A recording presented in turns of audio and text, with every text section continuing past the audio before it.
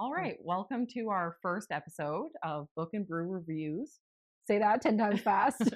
Yeah, I don't think I can. I'm sure there's going to be a lot of laughs Yeah, because we do not know what we are we doing. are not sure what this whole thing is going to turn into, but we're here for it, and you are too. So If you saw how we have this set up right now, you will laugh. I think we're going to take a picture and post it to our social media so that you guys can all laugh along with us. Yeah, so let's get started. All right.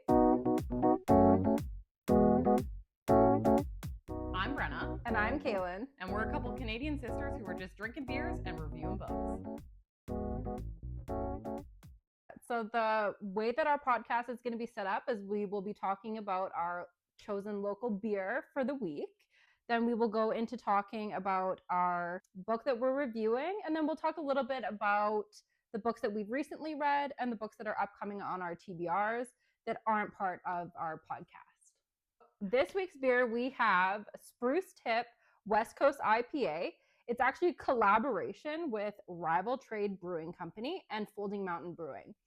I've actually been to Folding Mountain Brewing, and I love that place. It's just outside of Hinton. It's right at the base of a mountain, right on your way to Jasper. It is such a cool vibe in there. And I think that's actually where you like your favorite sour beer. Yeah, is that the cranberry sour? It is. Oh yeah. My gosh, it's so good. Yeah. It's like Thanksgiving vibes, I want to say. Like cranberry sauce in a beer. It was so good. Yeah, I've never been to this other one, this Rival Brewing. It says that it is in Rocky Mountain House, which is actually surprising because I go out that way all the time. So I will never been there? Never been there. So I will have to try that out because now I'm intrigued. Nice. So, all right. Do you want to crack open our first beer for our first episode of our podcast and see how this goes? Cheers. Cheers. As I almost like spill it everywhere. Great. Interesting. It's pretty good. I definitely tasted the pine right away. Yeah. For it being an IPA, it doesn't have like a strong hop flavor to it. It's almost got like a bit malty, I feel. Yeah, a little bit malty. It does have like a little bit of a bitter aftertaste. I do like my pine. Yeah. All right. Well, we will continue drinking throughout this podcast recording, and we'll give our final thoughts at the end. So let's move on to some books.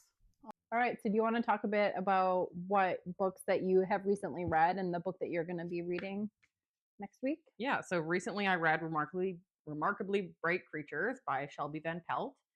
I have a small little book club with a few friends on Fable. So this was actually our book club pick for the last couple months. We meet every 2 months. So yeah, it was a cute story. Cleaning lady Tova at an aquarium kind of befriends an octopus. So I know it sounds weird. I know it sounds weird, but it was actually really cute. It's kind of about family and friendships, found family. I mean, she kind of ends up meeting another character along the way. And I don't know, the octopus was funny. He only has little tidbits throughout the story. Oh my gosh. Is it like an Andarna situation? No, so like the octopus is a real octopus. Okay. Can't communicate in English to the humans, but I was gonna say, Fourth Wing, my favorite character was Andarna by far. Yeah. Like, give me Andarna. Yeah, this was more set in, Earth. Okay. So not the books that I read. Okay. But yeah, I would say, I don't know, I just had heard so many good things about this. And I also, when I heard about it, was like, what? An octopus who's a friend? Like, what is this? Maybe I'll have to read this because I'm judging you hard right now. Yeah, and it's not as weird as it's definitely a contemporary fiction, and it's more of a character study. So that meaning the plot isn't super action-packed or heavy. It's just following these characters in this life. So I really enjoyed it, but I could see some people finding it a little odd. Or like a little slow or boring. Like I know that some people just don't really connect with character studies just because they're not action packed. It's kind of just following other people's lives. right? So, all right. And what are you reading next? And then next up on the docket here, we have Emily Wilde's Encyclopedia of Fairies by Heather Fawcett, who's actually a Canadian author. So always love to represent Canada. So yeah, I haven't really started this one yet, but I'm pretty sure it's about a character who is kind of going to a land of fairies and is, I guess, a scientist in a way, and is kind of trying to document these fairies that people don't really know much about because they kind of live in the forest and they're hidden. Interesting. Might be something that I want to read. Yeah, so I'm gonna get started on that next. Cool. All right. So what I have been reading is I've gotten into the mess that is Sarah J. Maas, because I started with the whole ACOTAR series, loved it, and now I've jumped into Throne of Glass. Right. So I have read the first 2 so far of Throne of Glass. Next up will be the third one. It is an 8-book series, and they get thick as you go along. I think the last book is close to 1,000 pages. Yes. So we will see how that goes, how this journey goes. But I can already tell you, I think I'm going to love this series. It's about this badass assassin girl. I love her. I love how ruthless she is. She's great. And yeah, you just like go through the first book is her, she gets out of this prison encampment and she's like in with the king now. And you just, it's amazing. You just, I can't tell you too much about it because it will spoil a bunch. And I know we're not going to spoil that today. But yeah, read it. It's great. And yeah, it's definitely on my TBR. I mean, the books that she's holding are actually those are your books. Yes, they are. So, yeah, I'll eventually get to it. There's just so many books out there. So, and this is a commitment. Like it's 8 books. It's a lot. Another note is that Kaylin only started reading seriously 5 months ago. No, it was halfway into December. 4 months ago. That was like 3.5 months. And she's read. I've read 42 books. 42 books already. Yeah. So she's going at a pretty they're good not clip. Small books either. A lot of them are like the 500-600 page fantasy books, which is also funny because I remember going into the library with you and I was looking for like some like light romance books, and you're like, oh, you should try reading some fantasy books. And I was like, absolutely not. I do not like fantasy. That's super weird. Like dragons and fairies, like not gonna happen. She was talking about ACOTAR and she's like, so this guy is a wolf? What? Or monster, fairy person? I'm like, please tell me that he does not stay as this beast form for this whole book because I am out. But then she's in love with it. Yeah, now I can't stop. Now it's all fantasy all the time and I'm having a little bit of difficulty getting back into some other normal genres. Yeah, I think that was another thing that I was intending with this podcast too, is that I wanted some diversity on the picks that we're reading, and Kaylin's just romantasy all the time. I have sprinkled a couple just regular romances in there. You know, I read that 7 Husbands of Evelyn Hugo. I read Silent Patient. There was a couple other little sprinklings of regular books in there. Yeah. I've started to dabble a little bit into the like dark romance. I want to find like a good like dark fantasy romance. This one is labeled as a dark fantasy romance. I have no idea what it's about, but there's crows on the front, so I'm assuming it's dark. These people are going to be crows or something. But it's called Feathers So Vicious. So that is my upcoming book that I'm going to be reading. So we'll see how that goes. All right. Well, do you want to get into this week's book review? All right. So this week we have Serpent and the Wings of Night by Carissa Broadbent. I have had this on my TBR. I'm going to say forever, but again, I've only been reading for like 3 months. Yeah. So, and it has already read as much as I have in the past year. So I was really excited to read about this because of the vampires. I'm pretty sure a vampire is my spirit animal. So I was super excited to actually be able to read this one. Yeah, I have had it on my radar for a while as well. everyone that I'm surrounded by who's reading is also reading a lot of romantasy. So because that's where it's at. That's where it's at. But I am feeling a little drowned by it. I do want to, yeah, I want to get into some other genres. So I was a little bit nervous going into this that I was going to be disappointed just because romantasy books just kind of follow the same formula. I do feel that. I felt that in this one too, a little bit. Like you kind of. A little bit, yeah. And so just to touch on, we both read Spark of the Everflame somewhat recently. Yes. And that one fell flat for me. I felt like it was too predictable, too unlikable. I did not like the main character in that first book. Yeah. I will say that books 2 and 3 did get better for me, but I think I rated that first book like a 2.5 star. Yeah, I didn't like I was not thrilled. She really bothered me. Yeah. Yeah. So I was worried coming into this, but I actually really did enjoy it. I liked it too. I like my vampires, okay? I think a lot of what I did like about this one is even though it followed that formula, I felt like the characters were really well written and they didn't flip-flop between their emotions too much. I guess we should kind of go into what this is about. Yeah. We have our female main character, Araya, from a human town that's kind of getting destroyed at the beginning of the book. And she's taken / adopted by the king of this vampire clan, I guess you could say. Yeah. So there's like a town city vibe that has like all the vampires living in it. And the king of that area takes the human girl, Araya. Yes. And raises her as his daughter. And then I think when he adopts her, she's 4 to 8 years old. It doesn't really say exactly.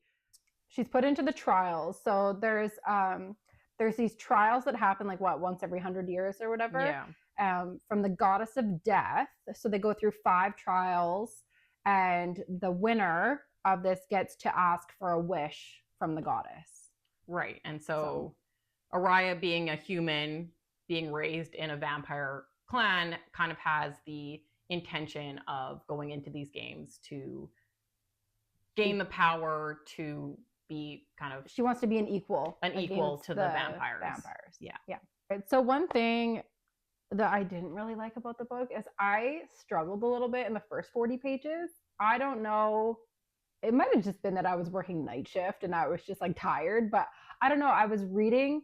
It was the first part 1. Okay. And I mean, granted, with a fantasy book, your first few chapters, it's a lot of like setting the world because you don't know what world you're entering when you're picking up a fantasy book. You don't know whether you're getting vampires, you're getting werewolves, you're getting fairies, what their magic system is. Like, you don't know that. So I just struggled a little bit there, but then I will say it did start picking up quite fast after that, and then my attention was held like through the book. Yeah. I did think that 5 trials was maybe a little much. I found the trials a little bit repetitive. Yeah, like it. I think they had meaning to them in different ways. It kind of represented the goddess of death and her journey that it's representing in different ways. Yeah. But it was mainly just the same thing. They always had to just fight other monsters or fight each other. Kill. And so I did find it a little bit repetitive too. I would have liked a little bit more diversity in what the actual trial was. Yeah. But I did really like how the author, she really made it so that you were only learning information as Araya was learning information. Yeah. Because there was times when I'm like, who is the villain? Like, I was like, who's causing this war? Is it this? And like, you don't know, and you're only learning information as Araya is learning that information. And I found that was done very well. Yeah. I really enjoyed that. I will say though, so I did really like the characters and their relationships with each other and how complicated they are. Araya has, a fatherly figure in Vincent, who's the king of that vampire clan. Yeah. And you kind of learn throughout the book that maybe he has some ulterior motives. Yeah, like not the greatest intentions that she thought he always had for her. But it wasn't just like a flip of, oh, he's, not who I thought he was. Like, this is still the father that she grew up with, who protected her all these years. And it's not easy to just... Well, yeah, because she grew up almost isolated because he kept her very sheltered from all the vampires because they were dangerous to the human girl, right? Yeah. And so then when she starts to befriend these other vampires, they're kind of showing her their point of view of the world and like what Vincent is doing and stuff. And she's kind of struggling a bit because she's like, I know who raised me and this is my relationship with him. So you're saying this and I'm taking that, but I don't necessarily believe that. And I'm not just going to switch my feelings just because you said something. And I think that was something I really did like about our main character, Raya, was that she took other people's opinions and didn't just, dismiss them and was like, well, no, my dad said this. Yeah. She was like, okay, well, maybe everything isn't what it seems, and, worked through that. Yeah. Yeah. So I don't know. I really did enjoy the relationships that were built and that kind of character. I will say, though, that something that I didn't like, and I don't know in the next book if this is going to be kind of answered more, but there was a bit of world building, but I think it could have been deeper. Because this book has 3 kind of sections of vampires. Yeah, so this series, I was reading into it a little bit deeper after we had started reading this one, because this is actually just a duology from the Nightborn clan. The vampires, they have like 3 clans. This is the duology from the Nightborn. Then there's a duology from the Shadowborn, and then a duology from the Bloodborn. Mm-hmm. But then there's also 2 standalones. So they actually recommend reading between 1 and 2. There's a standalone before and then a standalone after as well. Just because I feel like we were given a lot of information that was just, this is how this world is. And so the 3 clans, the Nightborn, Shadowborn, Bloodborn, they all seem to just be a singular thing, except for the Nightborn clan, for some reason, has these 2 clans within it, Rishan and Hayash, or whatever. Oh, yeah. And so I'm kind of like, why does this singular one have 2 clans that are fighting within it? There were some questions. So there's definitely some questions that I just felt were kind of glossed over. Yeah. And we weren't given the background of, well, why is this the way that it is? One thing I will say is that I did actually appreciate how many things were answered. Like when I was going through the book, I had some questions and I was like, what is happening here? Those like last 50 pages, it answered everything, but I almost got like an Onyx Storm vibe from it, where it was just like so much information overload. It was a lot. So what do you think? Because I don't know if I missed something or what, but one of my main questions was, why did Vincent take Araya in the first place? Well, so, okay, spoiler. This is going to be a spoiler, but it was mentioned in the end that Araya is actually Vincent's daughter. Right. And that's why she has the magic that she does, is because she's part human, part vampire. So Vincent took her because that was his daughter, and those vampires were going to kill her. I guess I'm kind of just like, well, now I just have more questions.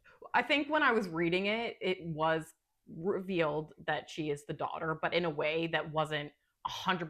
Like they're kind of just not assuming, but it's like there was a chance that it was not true, kind of thing. So I guess in the second book, I don't know. Yeah, I don't know. The ending, that was great. That was wild. The one thing I do not like, and it happened in the first book of From Blood and Ash as well, is when the guy is just like, let's get married. And I'm just like, cringe. Like, no. Yeah, so I don't think we even really touched on this other main character. So the male main character in this is Rain, who is a vampire that kind of has more human-like tendencies. Well, so he was originally a human-made vampire. Right. So, So you can either have a turned vampire, which is a human who becomes a vampire, or you can have born vampires that are just from other vampires. Rain is a turned vampire, and he kind of is. It's kind of touched in the book, and I saw it in a couple areas. And midway through the book, I was like, "Oh, this is really cool that we have our human person who almost wishes to be a vampire or wants those things that a vampire has, and then we have a vampire who wishes he still had his human. He still had his humanity. Yeah. So, and then the quote in the book, I actually tabbed the one area because I was like, well, that's exactly what I was getting from this, and it's kind of written right in the book here. So this is Araya saying, I had human blood and a vampire heart. He had a human heart and vampire blood. No, I really enjoyed the book. There was a couple things that I didn't love, so I know I didn't rate it like a full 5-star. No, I didn't either. There was work that could still be done. Yes. I have high hopes for the rest of the series because I know sometimes the first books in those fantasy worlds, they do kind of struggle a bit because I'm still trying to like figure everything out, and it's kind of like an information overload. So I am excited to read the second book, but yeah. So what did you rate Serpents in the Wings of Night? I gave it a 4.5. Oh. So like I said, most of the areas that I look at when I'm rating a book were pretty high. And I want to say the only area that I was kind of a little bit disappointed was the world building. I thought the history could have been like touched on a little bit more. And so for that reason, I just dropped it down the 0.5 star. But I think the writing was great. The characters were great. Overall, the setting was fine. Yeah. It could have just been a little bit deeper. So yeah, and the plot was entertaining. And so I really enjoyed it. Yeah. So I struggled a bit with rating it because I originally wanted to rate it a 4.5. But then there was just a couple of things like I didn't like that like first part, the first 40 pages or whatever, I felt like kind of was a little slow. So that brought it back for me a little bit. And then I felt like the ending, while like the twists were great, I just felt like it was so much information dumped at one time that it was kind of like overload. And I didn't like how, like you said, repetitive the trials were. There was just so many. I feel like we could have got it down to like 3 trials and still had the information that we gained in each of the trial just like condensed. So I was struggling with rating it between a 4 and 4.5. And you said I couldn't do quarters. So I did end up settling at a 4 star. Okay. But yeah, I really have high hopes though for the next one. I hope it's a 4.5. I feel like overall it was a pretty good book for first. I really liked it. I would highly recommend reading it. Kind of throughout the book, Araya and Rain build an alliance and a relationship throughout their trials. They're both in them together. And so in the end, there's only like one winner. Right. So Araya does win. And I'm sorry about my dog. He's, I don't know if you can hear him, but he's getting a little restless now. So we're going to have to deal with him. But anyway, so Araya wins the trials at the end, but her wish is to give it to Rain instead. Right. So she had to kill Rain in order to win. So she wishes that he pretty much wins instead. So the goddess grants that wish. So he's pretty much resurrected and given the powers, and she will grant him a wish. And he kind of has like this big betrayal moment of, he ends up wishing to have his powers restored because he was the king. He was the king of the other clan. So the Vincent, who took Araya was the king of the Hayaj clan. Yeah. And over the past couple hundred years, the Rishon clan had been kind of trying to rebel, but didn't necessarily have an heir. And so there was this question of, well, where is this heir? Usually they have these heir marks and they're powerful, and they haven't had one for 200 years. And it's revealed in the end that this Rain is actually the heir, but his powers were diminished in some way. I Yeah. think Vincent kind of Well, because I think when Vincent won his trial, his wish was to take those take the powers and become the most powerful king Right. or whatever, right? So then that's when Vincent went and killed off a bunch of the opposing clan, but Mhm. then missed Rain. Rain, yes. Yeah. Yeah, now that Rain Oof. gets his powers Oh, and kills Vincent. yes. So yes. While Araya watches. while Araya watches. This So is she wild. has this major betrayal happening because she's still, yes, Vincent has done some pretty terrible things, Yeah. but it's still her father and she hasn't worked through those emotions yet. Yeah. So the book kind of ends with Rain kind of still trying to protect her, Yes. and you know Yeah, I'm he curious- feels sorry for the betrayal that had to happen, but Yeah, I'm curious to see how that relationship plays into the next one. Like, I know that there's going to be some sort of war happening because even the like Vincent's general coming back right, and like talking now with Araya, like we're being set up for some sort of war that's going to happen. Yeah. So I'm curious to see like where this ends up happening. I definitely thought that kind of when things were starting to be revealed that the whole thing was going to be more Araya and Rain would still like be together and Yeah. then have like peace because Right. now their two clans are being united. But I Right. don't know if that's really going to Yeah. be how it goes. I wonder Yeah. if that's how it'll end, Yeah. and we'll get there somehow. But I don't know. And so also, Curious. Vincent was killed, and so Araya becomes the next heir of yeah. the Hayaj clan because it was revealed that she's the daughter. Right. So Which is another reason why I think, because there was a couple times that it was mentioned that like she was his daughter or whatever, and that was another time when she got the heir mark that they were saying that she must be his true daughter because it was passed down. right, So interesting things. interesting things. Yeah, give it a read, guys. Yeah, but yeah, it was really good. I did really enjoy it. So. Yeah, same. I'm also impartial to vampires, so there's It's her favorite occult. Okay. It definitely is. All right, so what is your final thoughts on the beer? I think it's pretty good. I